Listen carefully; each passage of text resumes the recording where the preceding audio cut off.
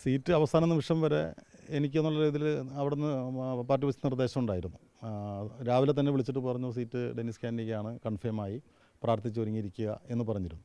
പക്ഷേ പ്രഖ്യാപനം വന്ന സമയത്ത് കോൺഗ്രസ് കൗൺസിലറായിട്ടുള്ള ബിജു എസ് ചെറിയത്തിൻ്റെ പേര് വന്നു. ഞാനതിനെ ഒരു സ്പോർട്സ്മാൻ സ്പിരിറ്റ് തന്നെയാണ് എടുത്തത്. കാരണം പാർട്ടി തീരുമാനമാണ്.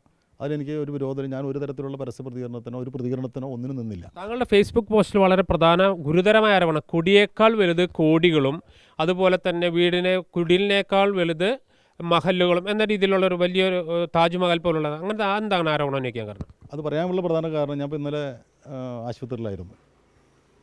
കടുത്ത സമ്മർദ്ദമായിരുന്നു കഴിഞ്ഞ 2-3 ദിവസമായിട്ട്. കാരണം ഈ വന്ന സ്ഥാനാർത്ഥി, പുതിയ സ്ഥാനാർത്ഥി പറഞ്ഞത് ഡെന്നിസ് കാൻഡിയുടെ എൻ്റെ ലോണുകളും ബാധ്യതകളും അദ്ദേഹം ഏറ്റെടുത്തത് കൊണ്ട് ഞാൻ മാറി നിൽക്കുന്നതാണെന്നും സീറ്റ് ലഭിക്കാത്തതല്ല എന്നുള്ള ഒരു പ്രചരണം വന്നു.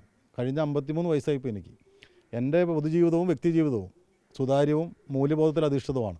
ഒരാളിൽ നിന്നും ഒരു ആനുകൂല്യവും ഒരു ഔദാര്യവും പറ്റിയിട്ടല്ല എൻ്റെ പൊതുപ്രവർത്തനം മുന്നോട്ട് പോയിട്ടുള്ളത്. സത്യത്തിൽ ഈ ചാലക്കുടി സീറ്റ് പേയ്മെൻറ്റ് സീറ്റാണോ ഇപ്പോൾ ഞാനത് അതിനെക്കുറിച്ചുള്ള ആരോപണത്തിൽ ഞാൻ കിടക്കുന്നില്ല. കാരണം സാധാരണക്കാരന് മത്സരിക്കാൻ പറ്റില്ല, അവൻ്റെ കയ്യിൽ പൈസ ഉണ്ടാവോ, അവൻ്റെ കയ്യിൽ പൈസ ഇല്ല എന്ന് പറയുന്നൊരു പ്രചരണം വ്യാപകമായിരുന്നു. ഒരു പ്രചരണം വ്യാപകമായിരുന്നു. കഴിഞ്ഞ തെരഞ്ഞെടുപ്പിൽ മുഴുവൻ പൈസയും ഞാൻ തന്നെ എടുത്തത്. ഈ നിലവിലുള്ള ഇപ്പോഴത്തെ LDF സ്ഥാനാർത്ഥി അങ്ങനെ സ്വന്തമായി എടുക്കാൻ കഴിയാവുന്ന ഒരാളാണോ? അത് സാധ്യതയുണ്ട്. അവർക്ക് നിലവിൽ അങ്ങനത്തെ സൗകര്യങ്ങളൊക്കെ ഉള്ള ആളുകളാണ്. അപ്പോൾ അതിന് സാധ്യതയുണ്ട്. എന്തായാലും എൻ്റെ പോലുള്ള സംവിധാനത്തിൽ ജീവിക്കുന്ന ആളല്ല. ഈ കേരള കോൺഗ്രസ് പ്രധാനമായി ഇത്തരത്തിലുള്ള ആരോപണം വരുന്നതിന് കാരണം എന്തായിരിക്കും? സാമ്പത്തിക ആരോപണം വരുന്നതിന് കാരണം